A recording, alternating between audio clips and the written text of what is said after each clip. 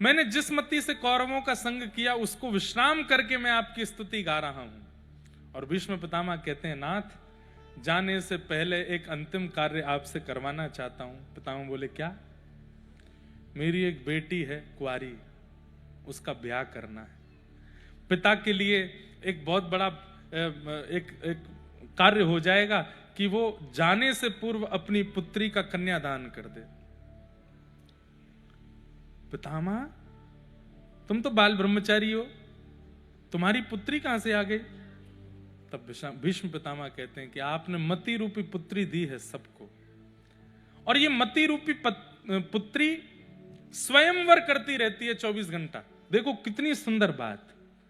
मति हमारी पुत्री है और वो पुत्री क्या करती है? आए दिन स्वयंवर रचाती है।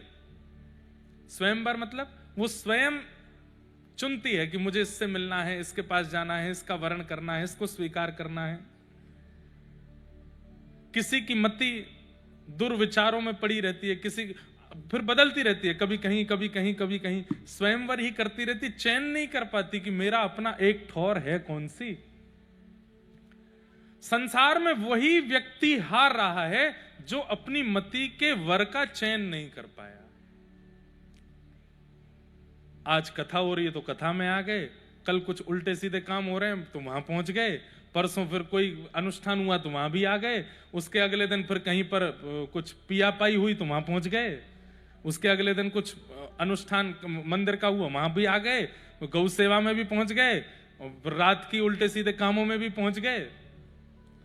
मति को एक ठौर। मैं तो एक बात कहता हूं, उस व्यक्ति का उद्धार हो ही नहीं सकता जो दोनों तरफ रहता है। वहां पर भी है, मतलब सारे विचित्र कार्यों में, और यहां पे भी है।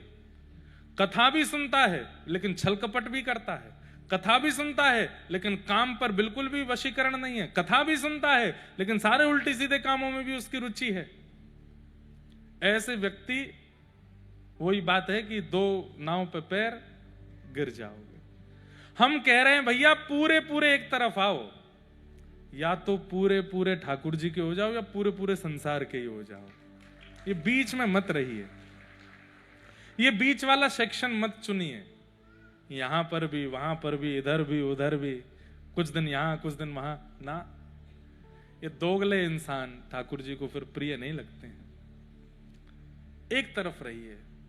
और हम एक बात और कह दें कि चलिए अब आपको भक्ति में रुचि आनी प्रारंभ हुई है तो धीरे धीरे करो, कोई बात नहीं, पूर्ण त्याग मत करो उस स्थिति का, धीरे धीरे करो। पहले 5 दिन करते थे, अब 4 दिन कर दो, अब 3 दिन कर दो, अब 2 दिन कर दो, अब 1 दिन कर दो, 1 दिन में भी अब 8 घंटे कर दो, अब 6 घंटे कर दो, अब 5 घंटे कर दो, 2 घंटा कर दो, अपने आप ही छोड़ दो, छूट जाएगा। सनई सनई धीरे धीरे प्रयास करो, एक साथ पूरे भी मत आइए इधर, धीरे धीरे आ जाइए, पर आइए जरूर। और अगर वो अच्छा लगता है वो सब, तो फिर पूरे पूरे वहीं के ही रहो। खूब पट्टी जींस पहने डोलो, कौन रोके? खूब रात भर धुआं उड़ाओ, कौन रोक रहा है आपको? पीले पानी को पीजिए मत, टब में भर के उसमें नहाइए, हाँ उसी में ही पड़े रहो, बिल्कुल कोई आवश्यकता नहीं है। पूरे संसारी बने रहो, छल करो, कपट करो, जितना बुरा से बुरा हो सके करो, लेकिन फिर वहीं रहो। क्योंकि या तो उद्धार उसका होता है जो वर्षों से केवल भक्ति मार्ग पर चल के सबरी बन गई है, या फिर उसका होता है जो पूर्ण रूपेण राक्षस प्रवृत्ति में रावण बन गया है। बिचलों को दर्शन नहीं होते, जो दोनों तरफ रहते हैं। इसलिए एक मार्ग चुनो। तो मति अब तक चुन नहीं पाई है। मति को कभी कभी वो भी अच्छा लगता है, कभी कभी ये भी अच्छा लगता है, कभी कभी उन वाले गानों में नाचना भी अच्छा लगता है, कभी कभी कीर्तन भी बढ़िया लगते हैं। क्या करें? एक चुनिए, एक चुनिए।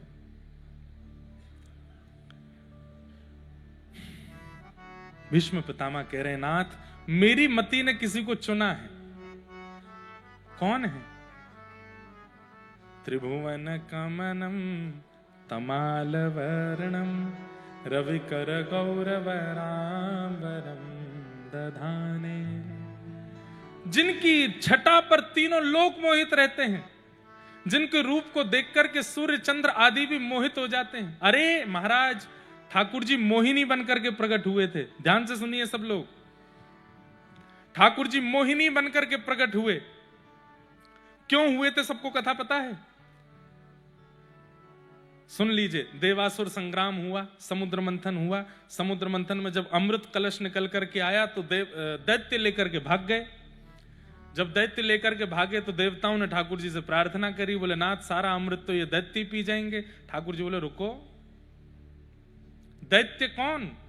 जो रूप पर आकर्षित हो जाए, जो छोटी छोटी चीजों पर आकर्षित होकर के सब अपना बंटाधार कर दे, वही तो दैत्य है। अभी आते हैं।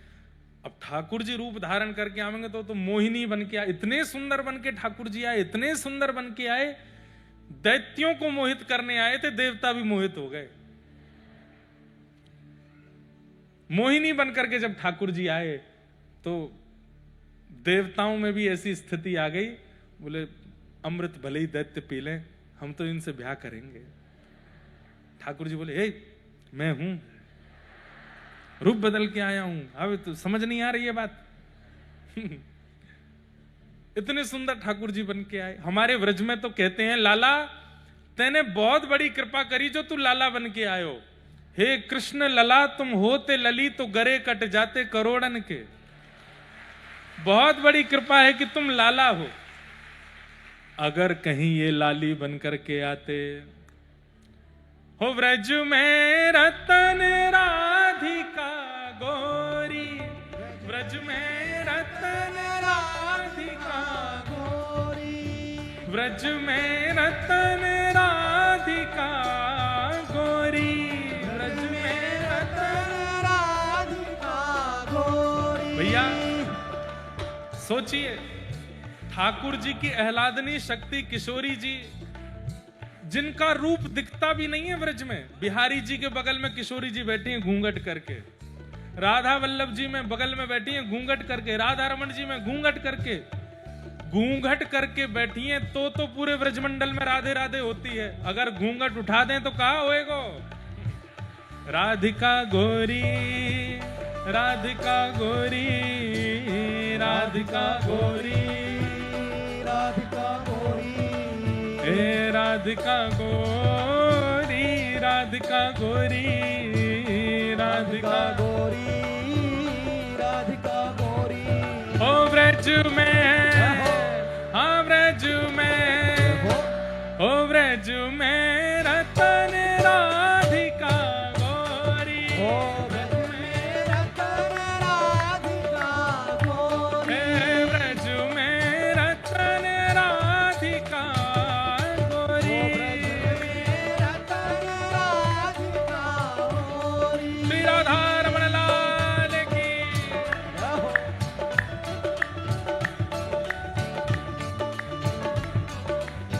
भुजा उठा के कहो वृषभानु दुलारी की।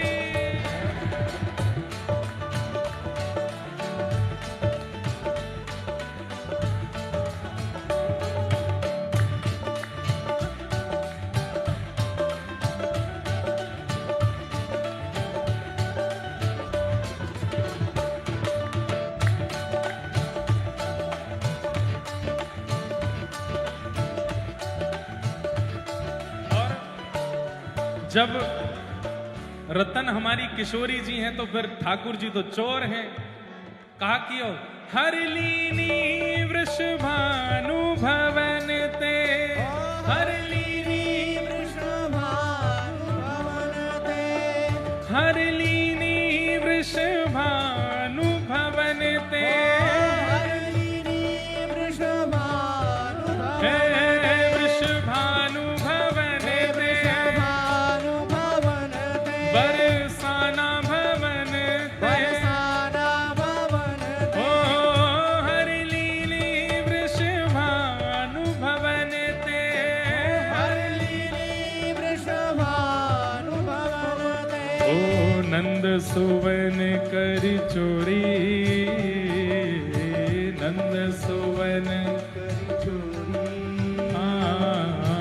नंद सुवन कर चोरी, नंद सुवन कर चोरी। ओ व्रज में,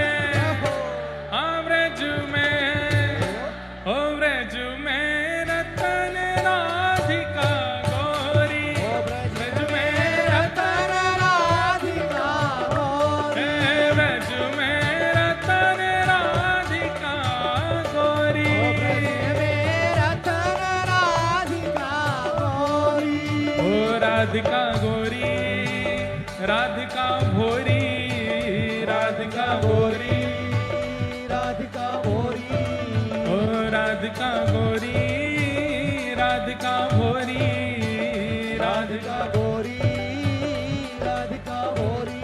हो ब्रज में दोपहर में प्रसाद पाके आए थे आप लोग, तो फिर प्रसाद का सम्मान करो भाई, ने ऊर्जा दिखाओ। हो ब्रज में, हो ब्रज में, हो ब्रज में रतन राधिका गोरी, हो ब्रज में रतन राधिका गोरी, ब्रज में रतन राधिका गोरी। हो ब्रज में रतन राधिका। बोलो वृषभानु दुलारी की।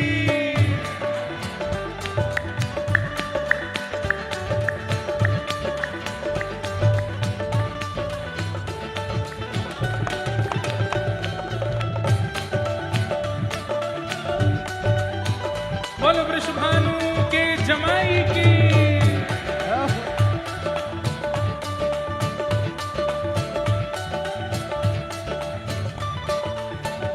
हे कुंज निकुंजन विहरत दो, कुंज निकुंजन विहरत दो, कुंज निकुंजन विहरत दो, कुंज निकुंजन विहरत दो, हे विहरत दो, विहरत दो, यहाँ रमणत दो, रमणत दो, कुंज निकुंजन विहरत दो, कुंज निकुंजन विहरत दो, और यमुना जल खोड़ी, और यमुना जल खोड़ी। ओ कृष्णदास प्रभु गिरधर नागर, कृष्णदास प्रभु गिरधर नागर, कृष्णदास प्रभु गिरधर नागर। कृष्णदास प्रभु आइए, गिरधर हे नागर, प्रभु गिरधर नागर, गिरधर नागर, प्रभु गिरधर नागर, गिरधर हे नागर, प्रभु नटवर नागर, प्रभु नटवर नागर, हे प्रभु गिरधर नागर, हे प्रभु गिरधर नागर। कृष्णदास प्रभु गिरधर नागर, कृष्णदास प्रभु गिरधर नागर, ओ नागरी नवल किशोरी,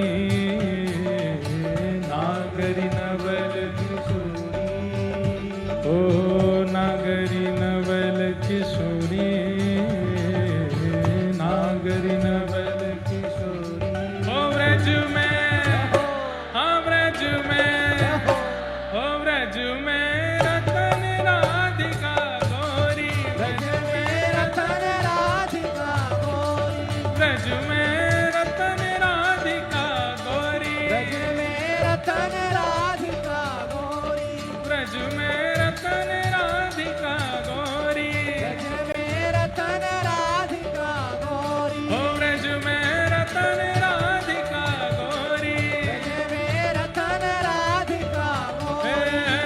जय राधे राधे, राधे राधे, श्री राधे राधे।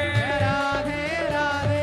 हमें कभी कभी मन में भाव आता है, काश आप श्रोता होते, हम नहीं, आप वक्ता होते, हम श्रोता होते, तब ऐसे कीर्तन होते, ऐसी कथा होती, हम नृत्य करके दिखाते। लेकिन अच्छा है हम ही वक्ता हैं, लेकिन हमारे लाल जी का उत्सव आ रहा है अभी 11 से 15। जितनी आप लोग कसर छोड़ते हैं हम वहां पूरी करते हैं।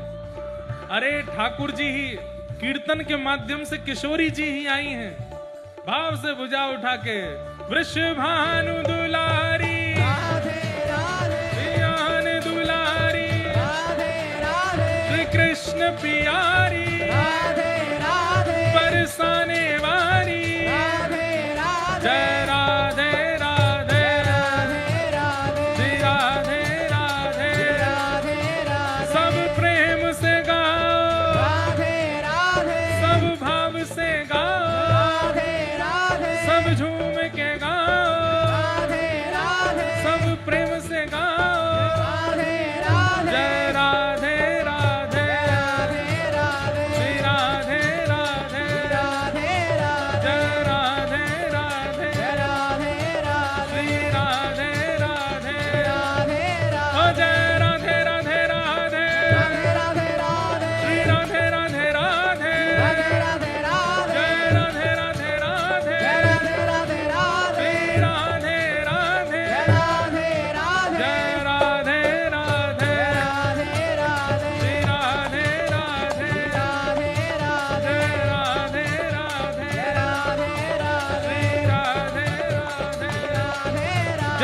जय श्री राम, राधे जय जय राधे जय जय श्री राम। बोलो वृषभानु दुलारी की, वृषभानु के जमाई की, पूछरी के लौटा की। प्यारे क्या बात है बंसी बारे, शाबाश, विराज जाओ, सब लोग बैठो, जय हो। तो त्रिभुवन कमनम तमाल वर्णम रविकर गौरवराम्बरम दधाने वपुरल ककुला वृताननाब्जम विजय सखेरतिरस्तु मेन वद्या। भीष्म पितामह कह रहे हैं मेरी बेटी को तो नाथ आप प्रिय हो, मेरी मति को आप प्रिय हो, कृपा करके इसे स्वीकार करो, इसे अंगीकार करो। भीष्म पितामह ने इस प्रकार अपनी मति को ठाकुर जी के चरणों में अर्पित किया। तत्पश्चात पितामह ठाकुर जी में उत्तरायण का समय होते ही विलीन हो गए और भगवान अब आज्ञा लेकर के सब पांडवों से कहकर के द्वारिका को प्रस्थान कर गए। उत्तरा के गर्भस्थ शिशु बालक ने जन्म लिया जो कि जिनका नाम परीक्षित पड़ा। धीरे धीरे वो बालक बड़े हुए। एक दिन द्वारिका से समाचार लेकर के अर्जुन आए और उन्होंने आकर के बताया कि श्री द्वारिकाधीश कृष्ण अपनी लीला पूरी करके प्रस्थान कर गए हैं। श्री द्वारिकाधीश अपनी लीला विश्राम करके चले गए हैं। ये खबर पाते ही पांडव स्वर्गारोहण को प्रस्थान कर गए और परीक्षित को राज्य गद्दी पर बिठा गए। जिनकी कृपा से हमें सब कुछ प्राप्त है, जब वे ही इस धराधाम से लीला पूरी करके चले गए तो अब हम यहां कैसे विराजें। और सब पांडव स्वर्गारोहण को चले गए। परीक्षित को राजा बना गए। धीरे धीरे परीक्षित बड़े हुए। एक दिन उन्हें कलयुग मिला और उस कलयुग को मारने का प्रयास तो किया, लेकिन शरण में आकर के उसने प्रार्थना की मुझे कुछ स्थान दे दीजिए। और परीक्षित जी महाराज ने उसे 4 स्थान प्रदान किए। द्यूतम पानम स्त्रियः सूना, लेकिन पुनश्च याचमानाय जात रूप मदात प्रभु। पुनः याचना करने पर 5वां स्थान उसको अनीति से कमाया गया धन। 5 स्थान कौन कौन से हैं? सबसे पहला द्यूतम, जुआ। दूसरा स्थान पानम, अपनी जिह्वा पर मद्य या मांस का सेवन या फिर किसी भी अनर्गल वस्तु का सेवन। पर स्त्री पर पुरुष का संग। द्यूतम पानम स्त्रियः सूना यानी कि हिंसा, लड़ाई झगड़ा, कलेश, मारपीट आदि इन सब। और 5वां स्थान बिना मेहनत के कमाया गया धन। मैं बहुत बार इन 5 पर विस्तार से कह चुका हूं। ये 5 स्थान प्रदान किए। राजा परीक्षित अपने ही तहखाने का एक मुकुट निकाल करके सिर पर धारण करते हैं, जो कि जरासंध से पांडव जीत के लाए थे। एक क्षण के लिए भी अगर जिस वस्तु पर आपका अधिकार नहीं है उसको आप अपने जीवन में आश्रय देते हैं तो वह वस्तु भी कलयुग को जन्म दे देती है। जिस वस्तु पर आपका अधिकार नहीं, जो वस्तु आपकी नहीं, उसे भी अपने जीवन में आश्रय मत दीजिए, जीवन में उसको स्वीकार मत कीजिए, नहीं तो वो वस्तु भी कलयुग को जन्म दे देगी। राजा परीक्षित ने केवल देखने के लिए कि ये मुकुट मेरे सिर पर कैसा लगेगा, जैसे पहन करके दर्पण में स्वयं को देखा, इतना ही चाहिए कलयुग को आने के लिए। कलयुग प्रविष्ट हो गया। और कलयुग जब जीवन में आता है तो सबसे पहला काम क्या होता है? भक्त अपराध, वैष्णव अपराध, संत अपराध और धाम तीर्थ निवास करने वालों का अपराध, ये सब अपराध आपसे बनने लगते हैं। अपराध कैसे बनते हैं? आप किसी भक्त को माला करते हुए देखोगे तो आपको लगेगा पाखंड है। कोई कथा सुनने जा रहा है तो बोले भाई बुढ़ापे में जाना चाहिए, अभी से काहे को लगे पड़े। कहां जा रहे हो? बोले परिक्रमा करने जा रहे हैं। बोले तुम ही घिस के आओ भैया। ऐसे जो ये छोटे छोटे जो आप हंसी मजाक भी कर देते हैं ना किसी वैष्णव की, ये कलयुग का ही प्रारंभ है आपके जीवन में। भक्त अपराध, वैष्णव अपराध, संत अपराध, इनसे कलयुग का प्रारंभ होता है। कई बार हमसे ये हो जाता है, हमसे मतलब हमारी कथा में ही लोग बाग बैठे हैं, बड़े बूढ़े लोग बैठे हैं कथा में, अब कुछ कह रहे हैं कथा में, तो वो आपस में ही चर्चा करते हैं, जी हमें समझाएंगे, कितनी आयु है इनकी, खुद तो इतने से हैं, हम इतने जीवन जी करके ये हमको बताएंगे। ऐसी बात भी आ जाती है। यहां से नीचे हमारा खूब करते रहो, लेकिन यहां जब बैठ के कुछ कहें तो वो समझना है, सुनना है।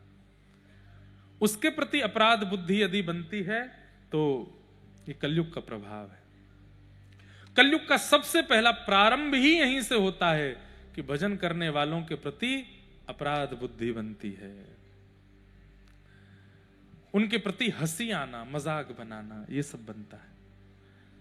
तो राजा परीक्षित पांडवों के वंशधर, और सबसे बड़ी बात वो हैं जिनकी भगवान गर्भ में जाके रक्षा करते हैं, वो परीक्षित राजा। जैसे ही दूसरा मुकुट धारण किया, मन इतना विकृत हो गया कि वन में गए, आखेट को वन में गए थे, जलपान की इच्छा हुई, तभी एक शमिक ऋषि के आश्रम पर पहुंचे। वहां त्रातक समाधि में ऋषि बैठे थे। समाधि में व्यक्ति बैठा होता है तो उसे पता नहीं चलता कौन क्या कह गया, क्या कर गया। तभी राजा परीक्षित ने कहा, ऋषिवर आपके द्वार पर एक छत्र सम्राट चक्रवर्ती राजा परीक्षित खड़ा है। स्वयं ही बोल रहे हैं अपनी बात। कलयुग का यह भी प्रभाव है कि अपने गुण परिचय स्वयं ही बताने लग जाते हैं। एक होता है कि अपना परिचय देना, परिचय देना भी वैष्णवों को सीखना चाहिए। जैसे आप किसी ऊंची पदवी पर हो, आप किसी नए व्यक्ति से मिले तो कैसे परिचय दे रहे हो, फलाने फलाने संगठन का मैं महामंत्री, उसका ये यहाँ नगर का उद्योगपति सेठ, मेरा नाम ये, आपको प्रणाम करता हूं। वैष्णव अपना परिचय कैसे देता है, दासानुदास, दासों का दास, ठाकुर जी का दास, आपके चरणों का किंकर, मैं आपको प्रणाम करता हूं। वो अपनी योग्यता श्रेष्ठता नहीं बताता। कलयुग का जिस पर प्रभाव होगा वो श्रेष्ठता बताने की कोशिश करेगा, और श्रेष्ठता नहीं बता, अब यहां सुन लिया कथा में, बोले महाराज जी मना कर रहे हैं नहीं बतानी, कैसे भी पता तो चले सामने वाले को हम श्रेष्ठ हैं, तो वो दिखाएंगे। कई लोग 5 उंगली पहन ले, 5 अंगूठी पहनते हैं तो बार बार यूं ही करते रहते हैं। दिखे महाराज जी को, पता चले कि पहनी है हमने 5।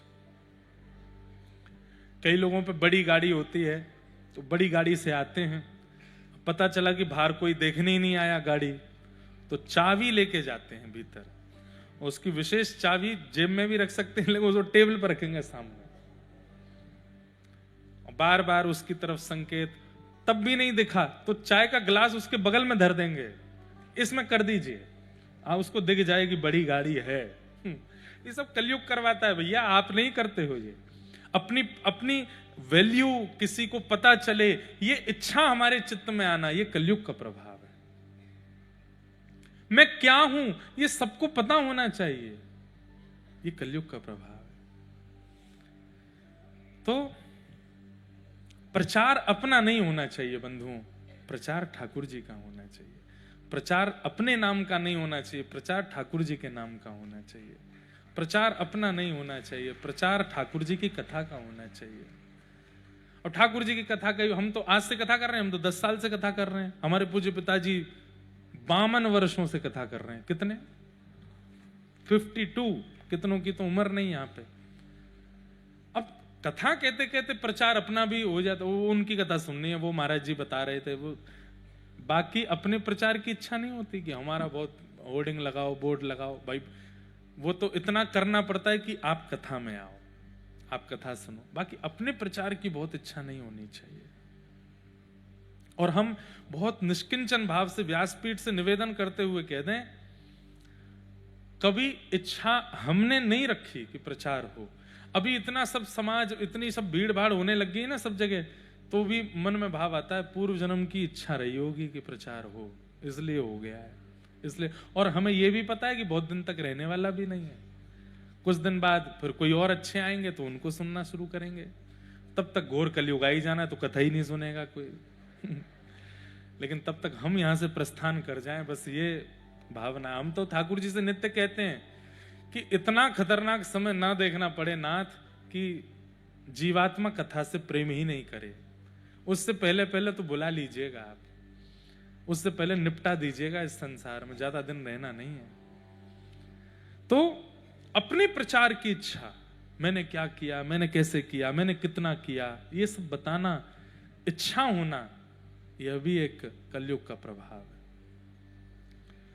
अपना ही परिचय खुद ही दे रहे हैं। पृथ्वी का एक छत्र सम्राट चक्रवर्ती राजा परीक्षित आपके द्वार पर खड़ा है, प्यास से व्याकुल है, पानी पिलाइए। समाधि में बैठे थे शमीक ऋषि, नहीं सुना तो कलयुग ने दूसरा प्रभाव दिखाया। क्या? समाधि में देखते हुए भी राजा परीक्षित को यह नहीं लगा कि ये समाधि में, यह लगा कि ये पाखंड कर रहे हैं। मरा हुआ सर्प गले में डाल दिया, अपमान करा दिया।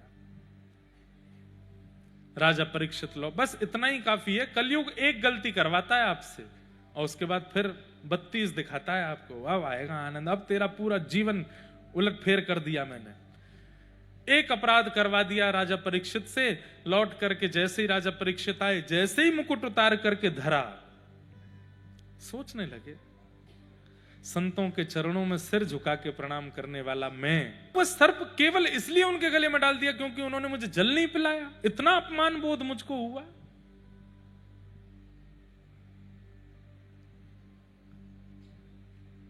वहां शमीक ऋषि की जब आंख खुली तो सामने बेटा बैठा था, उसका नाम था श्रृंगी, वो रो रहा था। उन्होंने कहा रो क्यों रहे हो? बोले आपके गले में मरा हुआ बेवजह डाल दिया सर्प परीक्षित ने। कोई बात नहीं, राजा हैं, बड़े बड़े काम करते रहते हैं, छोटे मोटे काम उनसे हो जाते हैं, कोई बात नहीं।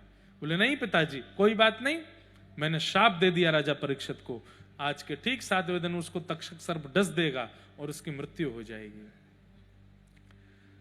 पिता ने बेटा को डांटा, ये तूने अच्छा नहीं किया।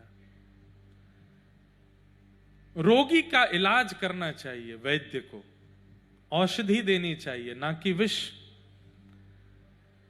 अगर कोई व्यक्ति संत है, कोई व्यक्ति साधु है, कोई व्यक्ति कथा वक्ता है, कोई व्यक्ति वैष्णव है, तो एक प्रकार का वो वैद्य है। उसका अधिकार है कि सामने वाले के रोग को दूर करने वाली औषधि देवे, ना कि विष दे करके उसको ही खत्म कर दे।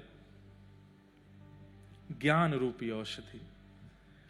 राजा को समझाना चाहिए था, तुमने तो सीधा उसको श्राप दे दिया।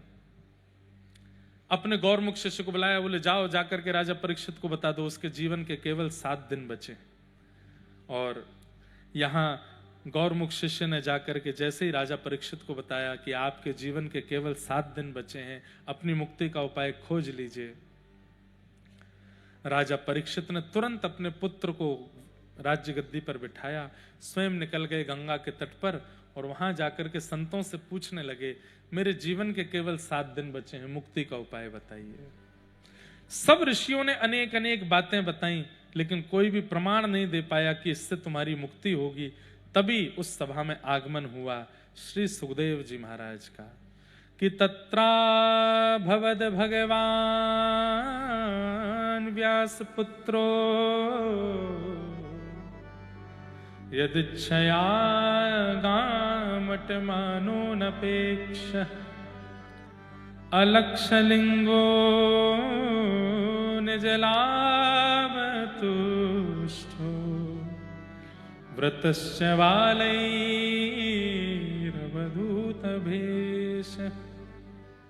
श्री सुखदेव जी महाराज की जय। ये वही सुख हैं जिनकी पहले दिन में कथा सुना रहा था। ठाकुर जी स्वयं सुख बन करके किशोरी जी को कृष्ण कृष्ण कृष्ण सुना रहे थे। तभी किशोरी जी ने उस सुख को आज्ञा की कि आप जाकर के पृथ्वी पर भगवान नाम भगवत कथा का प्रचार करो। वही सुखदेव जी जो ठाकुर जी के ही स्वरूप हैं, पृथ्वी पर वेदव्यास जी के गर्भ से प्रकट हुए, जिन्होंने भागवत की कथा गा करके पूरे जनमानस को कृतार्थ कर दिया। वही सुखदेव जी अब परीक्षित की सभा में आए परीक्षित ने एक आसन लगा दिया था, व्यास आसन, कि जिसको भी उत्तर देना हो 7 दिन में मरने वाले की मुक्ति का उपाय क्या है, इस पर बैठ करके दे। अभी तक कोई भी ऋषि इतनी हिम्मत नहीं कर पाया कि उस आसन पर बैठे। सुखदेव जी दौड़ घूमते घूमते आ रहे थे और आकर के सीधे उस आसन पर ही बैठे, सीधे आकर के बैठ गए। राजा परीक्षित ने तुरंत चरणों में प्रणाम करते हुए कहा कि महाराज, मेरे जीवन के केवल 7 दिन बचे हैं, मेरी मुक्ति का उपाय बताइए। आहा। और यहां से श्री सुखदेव जी कहना प्रारंभ करते हैं, बंधुओं, गुरु वही जो हरि सो मिलावे, गुरु वही जो अज्ञान मिटावे, गुरु वही जो सद्मार्ग दिखावे, और गुरु वही जो सब तज वृंदावन बसावे, वो गुरु। और एक बात और कह दें अंत में, गुरु वही जो प्रश्न करना सिखावे। प्रश्न का उत्तर देने वाला गुरु नहीं होता, प्रश्न करना सिखावे वो गुरु होता है। क्या प्रश्न करना चाहिए, हमें यह विवेक नहीं होता। मेरे पास बहुत प्रश्न आते हैं, कई प्रश्न ऐसे होते हैं कि इसका मैं क्या उत्तर दूं। अब प्रश्न करना, कैसा प्रश्न होना चाहिए, सुनिए। सुनने वाले को भी कुछ मिले, उसको तो मिलेगा ही, पर सुनाने वाले को भी कुछ मिले, प्रश्नकर्ता को भी कुछ मिले, उत्तरकर्ता को भी कुछ मिले, और जो खाली बैठे सुन रहे हैं उनको भी कुछ मिले, ऐसा प्रश्न होना चाहिए। राजा परीक्षित ने क्या प्रश्न किया, जिसके जीवन के अल्प दिन बचे हैं, 7 दिन बचे हैं, उसको अपनी मुक्ति के लिए क्या करना चाहिए। लेकिन यहां सुखदेव जी महाराज उत्तर नहीं दे रहे हैं, उसका प्रश्न सुधार रहे हैं। क्या कहते हैं कि वरीयानेशते प्रश्न कृतो लोकहितं नृप आत्मवित् सम्मतः पुंसा श्रोतव्यादिषु यप्परः। बहुत ध्यान से सुनिए। सुखदेव जी कहते हैं, परीक्षित, अगर ये प्रश्न जो तुम कर रहे हो, ये तुमने अगर पूरे जगत के लिए किया है तो ये प्रश्न बहुत अच्छा है, पर पर्सनली अपने लिए किया है तो ये प्रश्न उचित नहीं है। क्यों? मैं जगत में नहीं आता? नहीं, तुम जगत में आते हो, लेकिन तुम्हारे साथ में कुछ टर्म्स एंड कंडीशंस हैं। ध्यान से सुनिएगा, कितनी अच्छी बात है। राजन, अगर जल्दी मरने वाले की मुक्ति का उपाय तुम पूरे विश्व के लिए पूछ रहे हो कि विश्व में कोई जल्दी मरने वाला हो तो वो क्या करे, तो ये प्रश्न अच्छा है, पर तुम अगर पूछ रहे हो तो ये अच्छा नहीं है। राजा परीक्षित बोले, मरने का श्राप तो मुझे लगा है 7 दिन में, तो मैं ही तो पूछूंगा, मेरे लिए उचित क्यों नहीं है। तब सुखदेव जी जो बात कहते हैं वो सुनने योग्य है। वे कहते हैं, राजन, तुम कौन हो इस पर विचार करो। तुम पांडवों के वंशधर हो, ये विचार मत करो। तुम उत्तरा के बेटे हो, ये विचार मत करो। तुम अभिमन्यु के पुत्र हो, ये विचार मत करो। तुम वो हो जो गर्भ में मरने वाले थे, लेकिन भगवान ने आके रक्षा की। और ठाकुर जी ने केवल इसलिए तो तुमको नहीं बचाया था कि तुम एक दिन राजा बन जाओ, एक दिन एक छत्र सम्राट बन जाओ, और एक दिन तुमको मरने का श्राप मिले तो तुम मुझसे बचने का उपाय पूछो।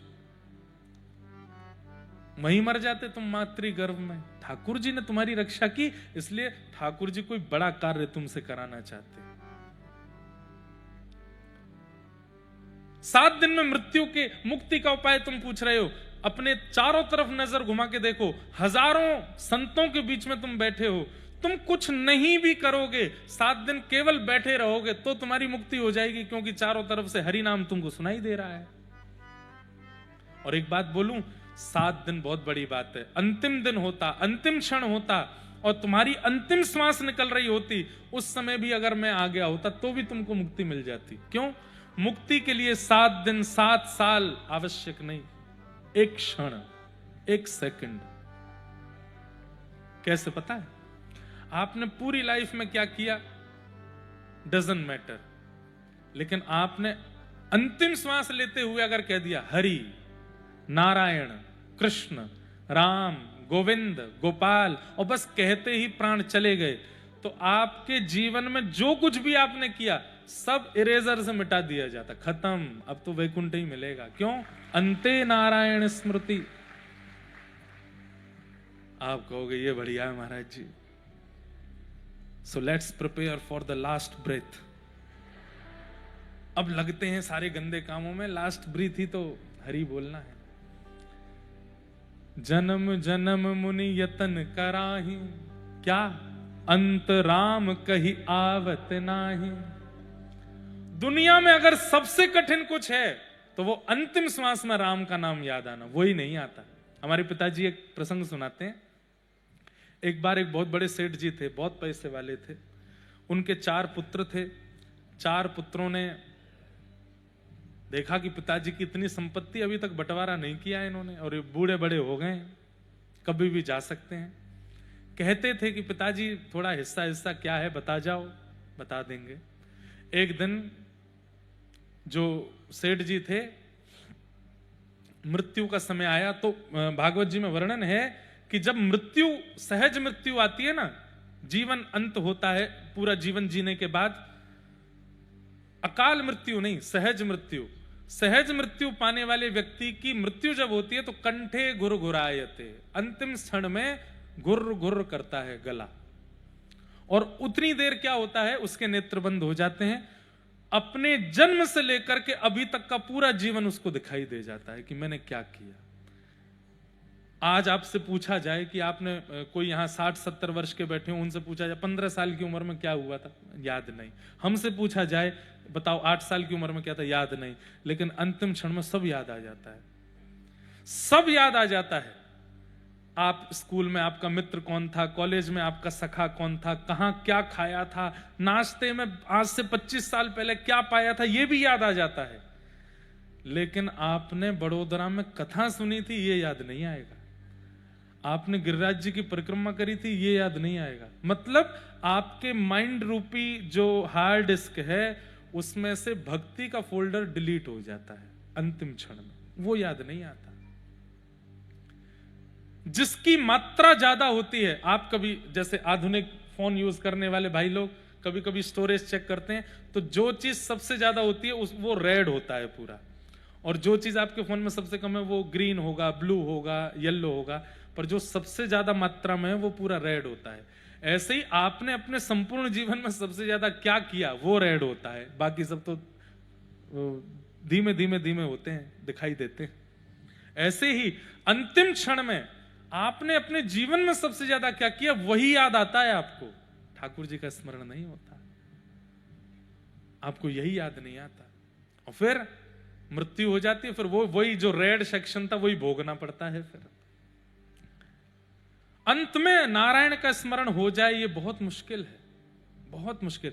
तो वो सेठ जी से उनका अंतिम क्षण आया, कंठ गुर-गुर करने लगा, तो बालक सब इकट्ठे हो गए। पिताजी जल्दी बता दीजिए कौन सा कितने किसके पक्ष में है। लेकिन बोल नहीं पावे, तो छोटा बेटा बोला, मेरे पास एक वैद्य जी हैं, उन वैद्य जी के पास एक काढ़ा है, वो ये पिला देंगे तो इनका गला साफ हो जाएगा। पर वो काढ़ा 50-55 हजार रुपए का आता है। तो बड़े भाई बोले 50 हजार खर्च होंगे, उसके बाद 5 करोड़ तो मिलेंगे, बुला ला तू वैद्य को। वैद्य को बुला करके लाए, काढ़ा बना करके कंठ में पिलाया। अंतिम कितना अच्छा अवसर था उन महाराज जी के पास में, उन सेठ जी के पास में।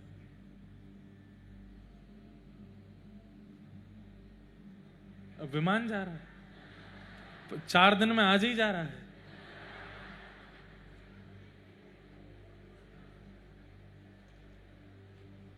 इतने साइलेंस रहता ना, आज पहली बार गया है ऊपर से। या हम आधुनिक क्यों सोचें, हम तो यही सोचेंगे ठाकुर जी आने वाले हैं, विमान उतर रहा है। वैकुंठ से ठाकुर जी आ रहे हैं, बोले बेटा 6:30 के आसपास बज गए। हाँ देखो 6:30 ही बजे हैं, आधे घंटे में हमारा जन्म होना है, हम आके थोड़ा उतर के गेटअप तैयार होंगे अपना।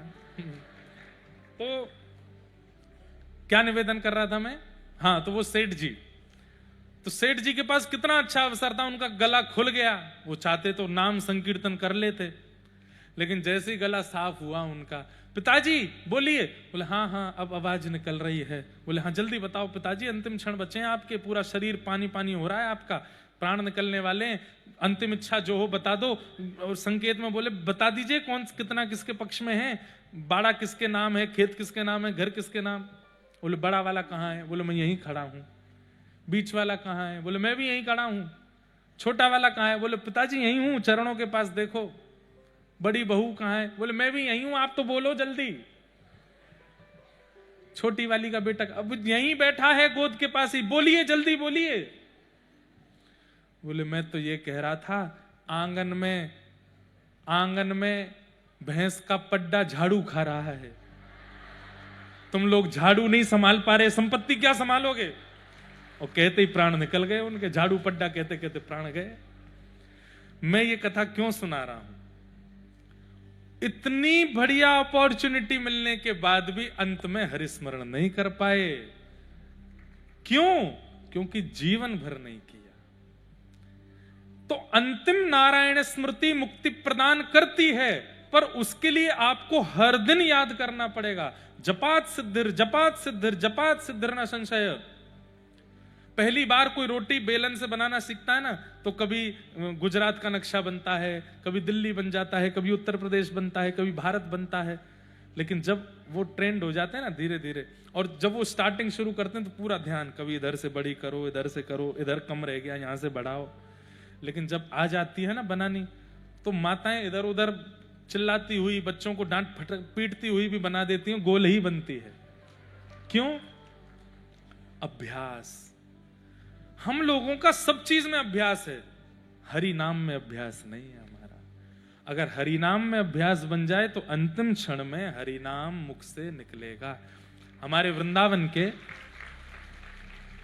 एक व्यक्ति थे वो गुजरात के, लेकिन वृंदावन वास करने लगे और 35 वर्ष की अवस्था में वृंदावन आ गए, वृंदावन में ही रहने लगे। 65 वर्ष की अवस्था में उनको स्ट्रोक आया हार्ट में। उस समय की बात है जब ज्यादा आधुनिक थे नहीं, तो डॉक्टरों ने कहा ऑपरेशन करना पड़ेगा।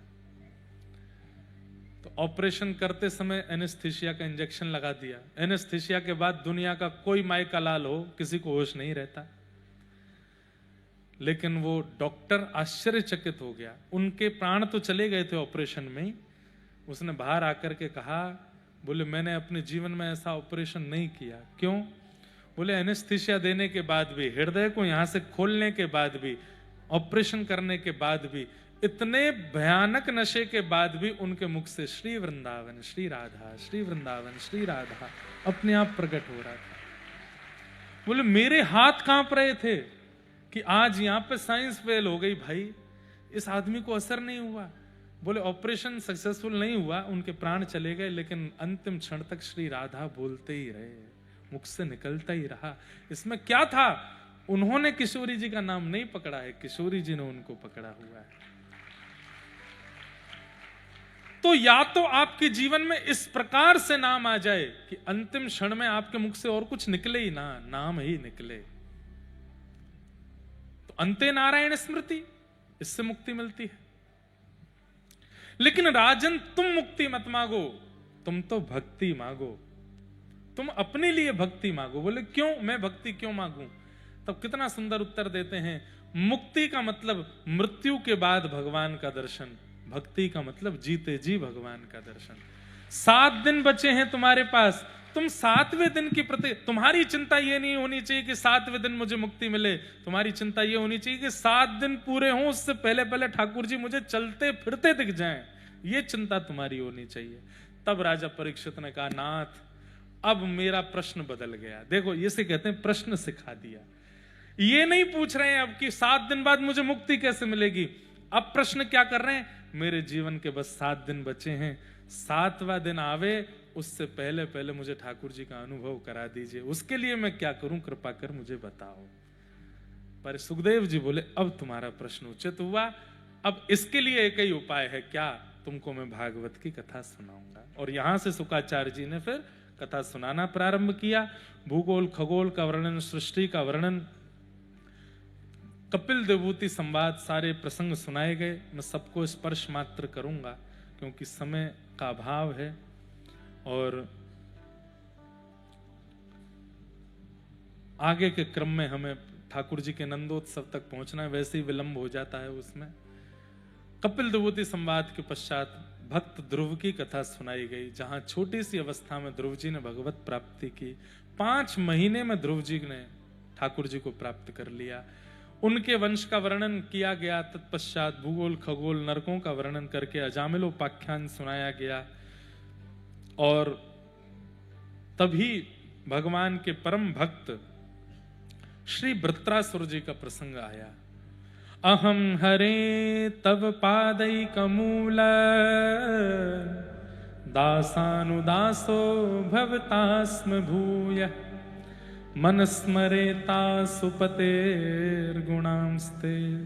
गृणीत वाक्म करोतु काय न नाकपृष्ठं न च पारमेष्ठं न सार्वभौमं न रसाधिपत्यं न योग सिद्धिरपुनर्भवं वा समंजसत्वा विरहय्यकांक्षे।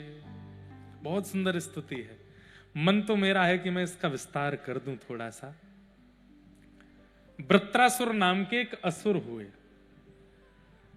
अब पूरी कथा तो नहीं सुनाऊंगा, केवल स्तुति प्रकरण सुना देता हूं। इनका इंद्र के साथ में युद्ध हुआ। तो जब इंद्र सामने खड़ा हो गया तो ये बोले कि मेरी मृत्यु निश्चित है। खुद ही बोल रहे हैं, मुझे पता है मैं तेरे हाथ से मर जाऊंगा। क्यों? क्योंकि तुम पर तुम्हारे गुरु की कृपा है। लेकिन मृत्यु प्राप्त करने से पहले मैं ठाकुर जी की स्तुति गाना चाहता हूं। तो रणभूमि में लड़ने से पहले वृत्रासुर बैठ करके भगवान का स्तवन करता है और भगवान से क्या मांग रहे हैं, बहुत ध्यान से सुनो। हे नाथ, अगर आप कृपा करके कुछ देना चाहते हो तो एक वरदान दे दो। बोले क्या? दासानुदासो भवतास्म भूय। मैं आपके चरणों का दास ना बनूं तो आपके चरणों के जो दास हैं, उन दासों के चरणों के जो दास हैं, उन दासों के चरणों के जो दास हैं, उनका मुझे दास बनाओ। ऐसी मुझ पर कृपा कर दो। ताली तो आपने बजाई, पर इसका भाव समझ में आया? ठाकुर जी बोले मेरा दास क्यों नहीं बनना? मेरे चरणों में क्या कमी है, मुझ में क्या कमी है जो तुम्हें मेरा दास नहीं बनना? मेरे दासों के दासों के दासों का दास तुमको बनना है? क्यों? आहा, विष्णु पितामह वृत्रासुर कहते हैं मूल से ज्यादा ब्याज प्यारा होता है। हे नाथ, पुत्र से ज्यादा नाती प्यारा होता है। और भैया नाती के बाद अगर परनाती हो जाए तो हमारे सनातन धर्म में जो दादाजी परदादा बनते हैं तो सोने की सिद्धि चढ़ जाते हैं, वो नृत्य करने लगते हैं। हे नाथ, यदि मैं आपका दास बनूंगा तो आपको प्रिय लगूंगा, लेकिन दासों के दासों का दास बनूंगा तो आपको अति प्रिय लगूंगा। इसलिए मुझे अति प्रिय बनना है, प्रिय नहीं बनना। दासानुदासो भवतास्म भूय। मैंने कहा ना, भक्ति में ठाकुर जी को प्रस्तुतिकरण दिखाओ। आप क्या आधुनिक कर रहे हो, ठाकुर जी उससे रीझते हैं। वही सुबह 6:30 बजे उठ करके ठंडे जल से ठाकुर जी का स्नान करा दिया, इत्र लगा दिया, कपड़े पहना दिए, वही सेम भोजन करा दिया, सेम आरती घुमा दी, और आरती के बीच में नौकरों को भी डांट दिया, नाती पोताओं को स्कूल भी भेज दिया। ऐसे थोड़ी मिलते हैं ठाकुर जी। ठाकुर जी भी प्रतीक्षा करें, पता नहीं आज क्या नया करेगा, आज कुछ नवीन करेगा, आज कुछ विशेष करेगा। राधा वल्लभ जी ही हमको ठाकुर जी जैसे क्यों लगते हैं? बिहारी जी ही हमें ठाकुर जी जैसे क्यों लगते हैं? द्वारिकाधीश ही हमें ठाकुर जी जैसे क्यों लगते हैं? क्योंकि हर दिन कुछ नया होता है मंदिर में। हर दिन प्रसाद नया, हर दिन श्रृंगार नया, हर दिन मनोरथ नए होते हैं ठाकुर जी के। इसलिए वहां लगता है कि ठाकुर जी बैठे हैं। और घर के ठाकुर जी हमको मूर्ति से ही लगते हैं। क्यों? वही है, सेम रूटीन है रोज का, कोई परिवर्तन ही नहीं उसमें। कुछ प्रस्तुतिकरण में विशेष करो। तो वृत्रासुर कह रहे हैं कि नाथ मुझे दासों का दास। और इस बात को मैं केवल आपको रिझाने के लिए नहीं बोल रहा हूं, मेरे पास प्रमाण है इस बात का। बोले कौन सा प्रमाण है? बोले गजयूथ पारी, आपके चरणों का दास था वो गजेंद्र, वो आपको पुकार रहा था, लेकिन आपने आकर के सुदर्शन चक्र से उसके चरणों को मुख में लेके बैठे हुए ग्राह का उद्धार पहले किया। उससे मुझे ये बात क्लियर हो गई कि आप दासों के दासों पर ज्यादा कृपा करते हो, इसलिए मुझे दासानुदासो भवतास में भूया। ठाकुर जी के नेत्रों से अश्रुपात होने लगे। वाह वृत्रासुर, तू नाम का असुर है, पर नाम तेरा वृत्रासुर नहीं भक्त वृत्त होना चाहिए। तू तो भक्त है। अरे इंद्र सीख, तू इससे युद्ध करने वाला है, इसकी भक्ति तो देख। वृत्रासुर बोले उसको मत टोकिए, उससे तो मुझे युद्ध ही करना है, मेरी बात सुनिए बस। ठाकुर जी बोले इतनी अच्छी स्तुति तुमने गाई है, कुछ मांग लो, जो मांगोगे सो दूंगा। वृत्रासुर बोला वचन दीजिए, जो मांगूंगा सो दोगे। ठाकुर जी बोले ये जैसी वचन मांगने आते मेरी हालत खराब होती है, पता नहीं क्या मांगेंगे। लेकिन ठाकुर जी ने वचन दिया, बोले वचन देता हूं, जो मांगेगा सो दूंगा, मांग। भैया सही बताऊं तो भक्ति में ठाकुर जी को छल लीजिए। ठाकुर जी भी नेत्रों से अश्रुपात करने लगे आपकी भावना देख करके। वो सीखिए इन भक्तों से, क्या मांग रहा है ठाकुर जी से कि ननाक पृष्ठम न च पारमेष्ठम न सार्वभौमम न रसाधिपत्यम न योग सिद्धिरपुनर्भवम वा समंजसत्वा विरहय्य कांक्षे। क्या मांगा? ना मुझे इंद्र की पदवी चाहिए, ना मुझे शिव की पदवी चाहिए, ना मुझे ब्रह्मा की पदवी चाहिए, ना मुझे स्वर्ग का राजा बनना है, ना मुझे रसातल का राजा बनना है, ना मुझे पृथ्वी का साम्राज्य चाहिए, ना मुझे धन दौलत, कुछ नहीं चाहिए। क्या चाहिए? बोले दोगे? बोले हाँ। आपकी याद आवे और उस याद में मैं तड़पूं और तड़प करके व्याकुल हो जाऊं, फिर भी आप मिलो ना, ये चाहिए मुझे। तड़पता रहने दो, रोता रहने दो, विलकता रहने दो, परेशान होने दो। अरे रो रो करके सिर को फाड़ लूं अपने, चीख चीख करके मेरा गला अवरुद्ध हो जाए नाथ, लेकिन आप मिलना नहीं, मुझको रोने देना, मुझे विरह चाहिए। ठाकुर जी बोले क्या मांग रहे हो? मेरा संयोग नहीं चाहिए, मेरा वियोग चाहिए। क्यों? बोले नाथ, संयोग में आप केवल दो नेत्रों को दिखाई देते हो, लेकिन वियोग में रोम रोम को दिखाई देते हो, वियोग में रोम रोम को अनुभव होते हो। मैं रोम रोम से आपका प्रेम, अरे युवाओं सीखिए प्रेम किसको कहते हैं। मिलन प्रेम नहीं है। मिलन में किसको सुख मिलता है? केवल इंद्रियों को सुख मिलता है। लेकिन जब प्रेमी दूर होता है तो बुद्धि भी स्मरण करती है, मन भी स्मरण करता है, कान भी स्मरण करते हैं, हाथ भी स्मरण करते हैं, चरण भी स्मरण करते हैं, सर्वांगीण अंग स्मरण करता है। और एक बात बोलूं, जिसने कभी प्रेम में वियोग नहीं सहा, उसका प्रेम शुद्ध नहीं हो सकता। जो लोग बड़ोदरा में रहते हैं लेकिन रोज वृंदावन की याद आती है, रोज चाहते हैं कि हम वृंदावन चले जाएं, लेकिन नहीं जा पाते, अच्छा है कि तुम्हें वियोग मिल रहा है, क्योंकि वियोग प्रेम को पवित्र करता है। बुरा नहीं मानिएगा वो लोग जिनका मन करता है तुरंत फ्लाइट बुक की, ट्रेन बुक की, पहुंच गए सीधे वृंदावन। वियोग तो देखा ही नहीं आपने, वो याद तो आई नहीं आपको, जिस याद में तड़प होती है, जिस याद में व्याकुलता होती है, जिस याद में विचलनता होती है।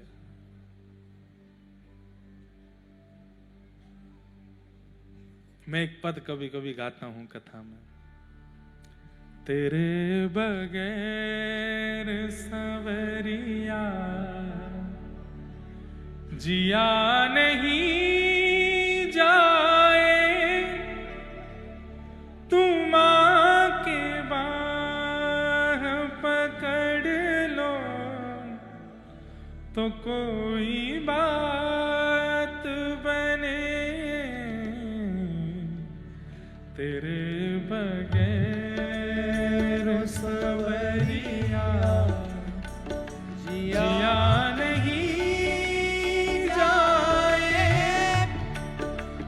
तुम आके बाह पकड़ लो तो कोई बात। हम तो इस पंक्ति में गा रहे हैं कि तुम आके बाह पकड़ लो, लेकिन वृत्रासुर कह रहा है कि मुझे रोने दीजिएगा, मुझे तड़पने दीजिएगा, मुझे मिलिएगा नहीं। क्योंकि मैं जितना तड़पूंगा, जितना याद करूंगा, जितना विरह में रहूंगा, उतनी आपकी याद आएगी। बंधुओं, नेत्र बंद कीजिए। अंतिम बार वृंदावन कब गए थे और उस वृंदावन की यात्रा में क्या अनुभव किया था? जो भी अच्छे अनुभव हैं राधा वल्लभ जी के, बिहारी जी के, राधा रमण जी के, यमुना जी के, गिरिराज जी के, रज के, प्रसाद के, सबको अपने चित्त में धारण करो। केवल करताल बजाते हुए मेरे साथ बस ठाकुर जी को याद करते हुए गाओ। तेरे बगैर सवरिया जिया नहीं जाए, तुम आके बाह पकड़ लो तो कोई बात बने। तेरे बगैर सवरिया जिया नहीं जाए, तुम आके बाह पकड़ लो तो कोई बात बने।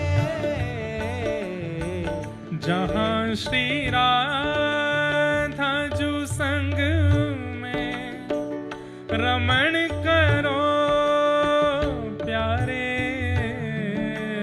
जहां श्री राधा जो संग में रमण करो प्यारे, जहां श्री राधा जो संग में रमण करो प्यारे, जहां श्री राधा जो संग में रमण करो प्यारे। वो जमुना जी का किनारा, वो जमुना जी का किनारा, वो कुंज है प्यारे, वहीं पे हमको बसा लो तो कोई बात बने। तेरे बगैर सवरिया जिया नहीं जाए, तुम आके बाह पकड़ लो तो कोई बात बने। तेरे बगैर सवरिया।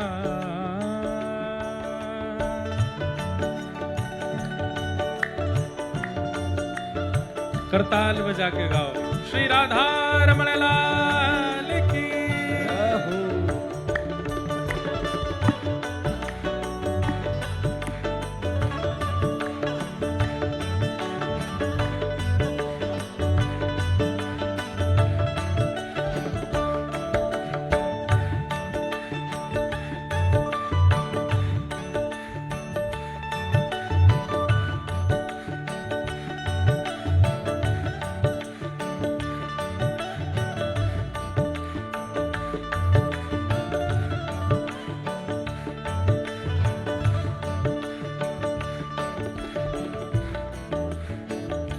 मैं लाऊं फूल तुम्हारे पसंद के प्यारे, मैं लाऊं फूल तुम्हारी पसंद के प्यारे। एक पंक्ति और सुंदर है इस पूरे पद की। पूरा पद तो बहुत बड़ा है, एक पंक्ति और बहुत सुंदर है। क्या? न जाने कौन सी बाकी अदा तुम्हारी है,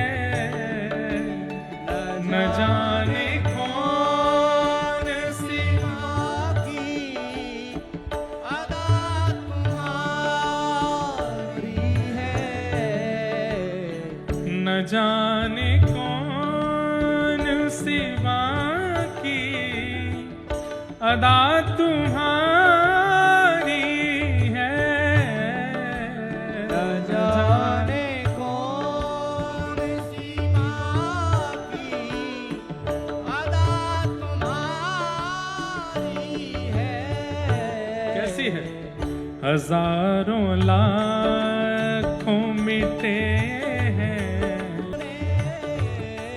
हाँ तो कोई बात बने, तो कोई बात बने। विरह, ना ही मुझे ब्रह्मा की पदवी, ना शिव की पदवी, ना कुछ नहीं चाहिए नाथ, बस आपका विरह दे दीजिए कि आपको देखने के लिए मेरे नेत्र तरसें। दर्शन को नैना तपे, वचन सुनन को कान, मिलवे को हियरा तपे,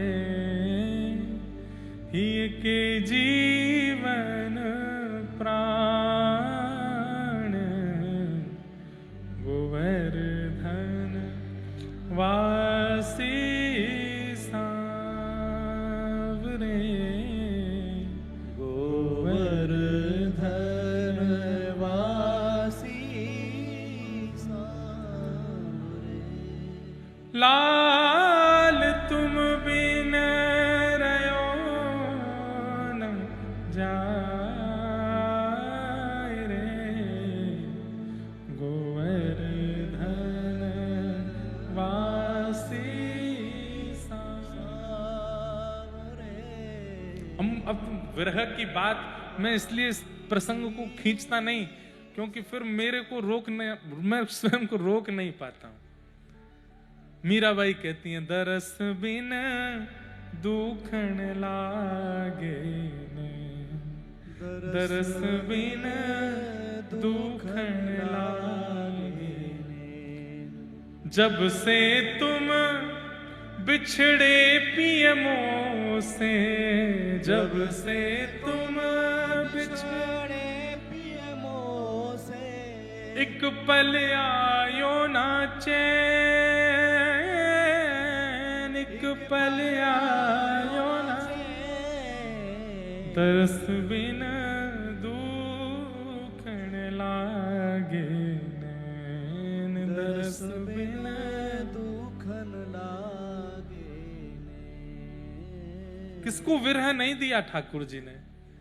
बंधुओं, मीराबाई तो अपना आधा जीवन जीने के बाद गई हैं वृंदावन, तब तक वृंदावन को याद ही करती रही हैं। और इसी के कारण वो मीरा इतनी पवित्र भक्ति वाली है, क्योंकि विरह प्रेम को पवित्र करता है। जहां स्पर्श की इच्छा नहीं है, देखने की इच्छा नहीं है, सुनने की इच्छा नहीं है, मिलने की इच्छा नहीं है, केवल उसकी याद के विरह में रहने की इच्छा है, वही प्रेम को पवित्र करता है। और वृत्तासुर आज ठाकुर जी से कह रहा है कि मुझे वह विरह चाहिए, नाथ कृपा करके देना। ठाकुर जी बोले, विचित्र भक्त है भैया। वृत्रासुर बोला, सुनिए सुनिए सुनिए, किस किस कैटेगरी का विरह चाहिए ये भी सुनते जाइए। कौन सा वाला विरह चाहिए?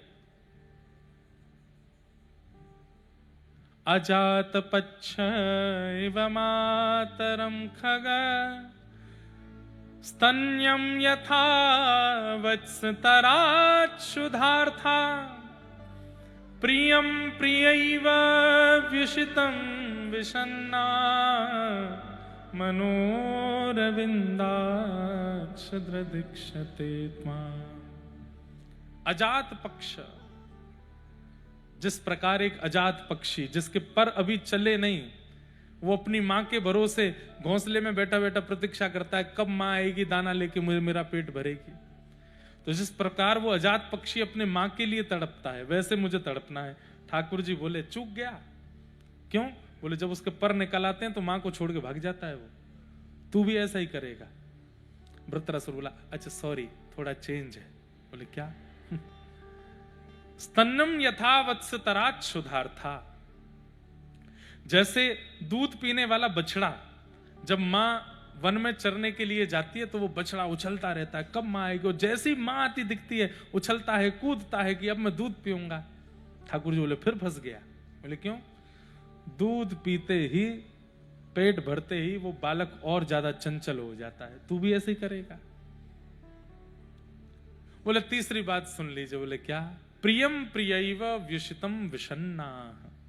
जिस प्रकार परदेश गए हुए प्रियतम की याद में उसकी प्रियतमा रोज चिंतन करती है, अब आएंगे अब आएंगे अब आएंगे, वैसे मैं तड़पना चाहता हूं। ठाकुर जी बोले हाँ ये उचित है। विरह मांग। लेकिन वृत्रासुर कहता मेरी स्तुति में एक बात विशेष है। क्या? विरह मुझे ऐसा दीजिएगा जैसा प्रियतम के परदेश जाने पर प्रियतमा को होता है, पर उस प्रियतमा का प्रियतम लौट के आ जाता है तो विरह खत्म होता। मेरा विरह खत्म ना हो, आप आना ही मत, मुझे पड़े रहने देना। ठाकुर जी सिर पकड़ के बैठे हैं। कैसा भक्त है भाई जो मिलना ही नहीं चाहता है। वृत्रासुर को ठाकुर जी ने अनुग्रहित किया। वृत्रासुर बोला अब बाद में बात करूंगा, आपसे पहले युद्ध करके अपने प्राण निकलवाऊं। कोई कहता है युद्ध करके प्राण हरण करूं, ये कह रहा प्राण निकलवाऊं। 100 साल तक युद्ध किया इंद्र के साथ और अंतिम गत्वा जैसे ही इंद्र ने अपने वज्र का प्रहार गले पर किया, सर धड़ से अलग हुआ और दिव्य तेज अंग से प्रकट हुआ और उस दिव्य तेज को अपने में समाहित करने के लिए स्वयं भगवान नारायण प्रकट हो गए और वृत्रासुर के उस दिव्य तेज को अपने हृदय में धारण कर लिया। ठाकुर जी के नेत्र सजल हो गए। ऐसे भक्त को अपने अंदर प्रविष्ट करा करके